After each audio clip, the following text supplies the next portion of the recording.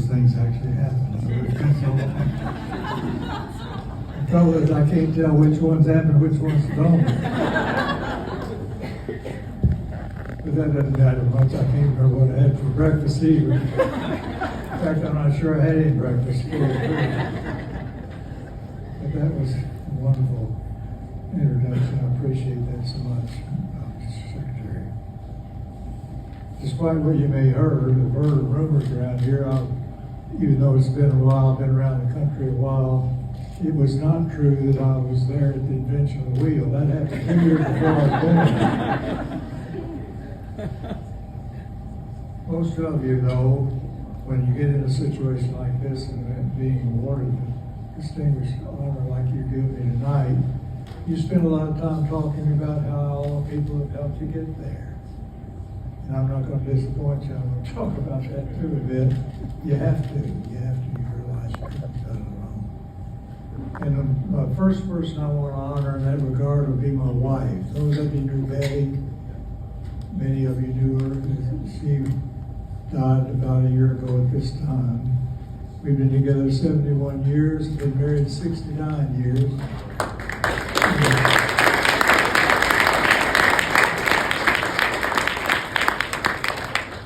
Warren Buffett, the famous investor, says, and he was born 2 years after I was. I was 2 years old when Warren was born.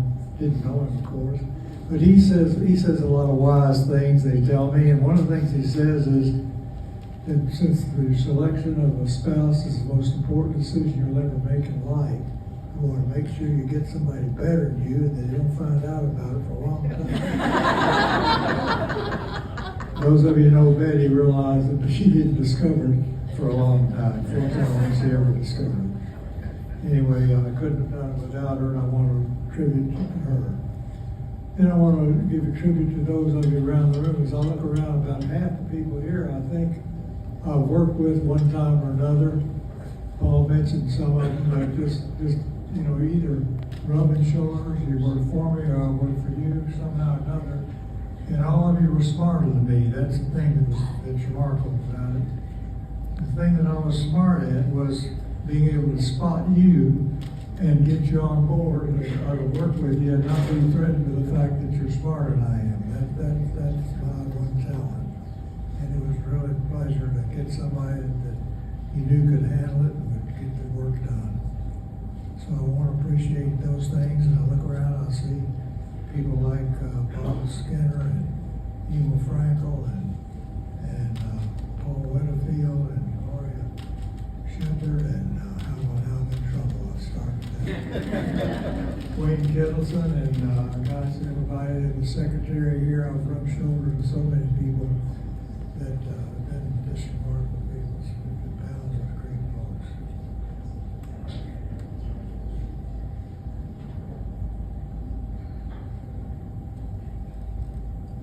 I'll skip over some stuff here because we've been staying a long time.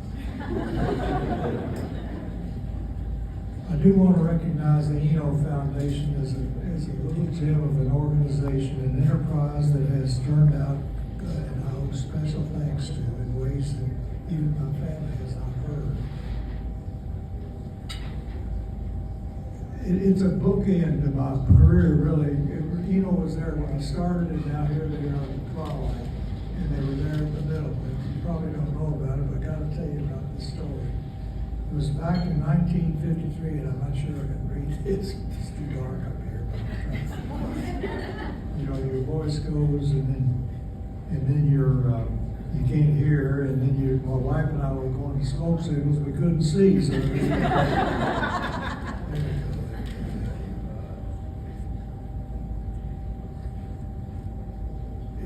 The problem was that back in 1952, the Korean War was raging. Everybody in my class was getting swept up into the war. And I was designing bridges in the Kentucky Highway Department. And as far as I don't know, they've fallen down. But other than that, I was not agreeing to doing that. I didn't want to do that for life. And one of my professors knew that. And he suggested transportation. I didn't know anything about transportation as a career. All I knew was I liked to play with trains and trucks and airplanes when I was a kid. Didn't know anything about it. And he recommended two things just as I was being swept into the military. That was to up to the traffic coordinating was called in, I believe, and to join the ITE and make sure you get their magazine. So that was the two things that followed me around for 4 years in the military, including 1 year in Korea, serving in the 1st Marine Air Wing. And wherever I went, every 3 months, this little order would arrive. And I would read it assiduously, didn't understand most of it. But it told me one thing at the end of the day. It told me that there were serious issues of transportation, that the solution to them was being addressed by serious people, and it was going to be important to the quality of life for our country and the economy, and therefore, and I could be part of that. And I heard about the Yale program. I got out, I married Betty, and I applied for a scholarship to Yale. There was a program I knew about. The graduate program out there got out, and while I was there, Wilbur Smith, who was chairman of the Eno Foundation, was brought the whole. He was one of my professors at Yale, and he invited everybody to come down to Norwalk, Connecticut, where their headquarters were at the time, and we got another dose of Eno Magic. So that was the beginning. Now the middle of the career. The middle of the career happened in 1981 when Tom Larson was Secretary of Transportation in Pennsylvania. And we were at I was appointed to the Eno Board of Consultants, guess you don't know that. And Tom was also on that board, and he was the chairman of TRB, and I just had the job for about 6 months. And during the break of one of the sessions, I got off the top and said, Tom, we're failing. TRB is failing in one of its prime missions. The way he talked about it, I said, well, it's not. It's transportation going down there too. Nobody's interested in it. The Reagan administration come in, they were cutting research for the federal highway people and the other departments. And TRBs had drifted down, the National Cooperative Highway Research Program had drifted down the corporate. It was seen as pretty irrelevant even by the people who were the recipients of research. So I said, Tom, the only solution is not to try to get incremental improvements. We got to do something big. And I said, we ought to go for $100 million program, which is a hot topic at the time. I couldn't believe I said it myself. But he said, I'll support you. So we sat back, and that ended up being the SHARP program, the Street Highway Research Program.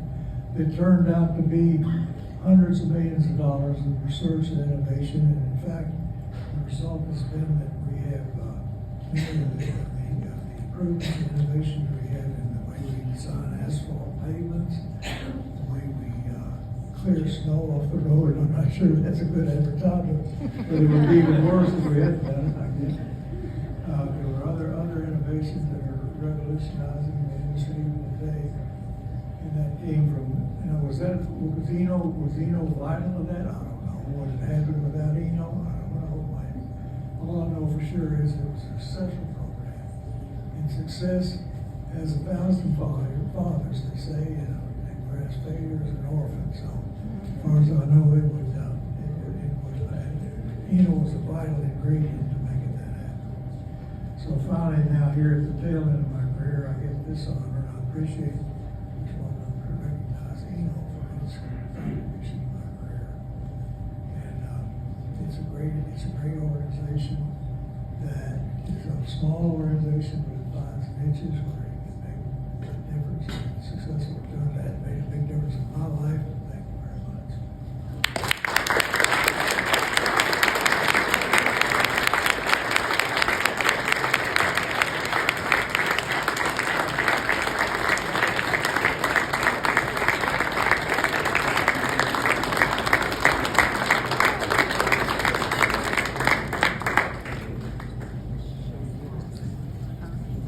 So I can't really follow that with much of anything other than to say thank you for being here. We really appreciate the support to all the honorees tonight, to everybody that's here, because you know how important transportation is. Thank you for your work. Thank you for your collaboration and your partnership, and enjoy the fellowship for more time together. Please enjoy, have another drink, get to know each other, get to catch up with old friends, and thank you so much for your time here. Please travel safe on the way home. If you're driving, buckle up and put your phone down. Get there safe. Thank you.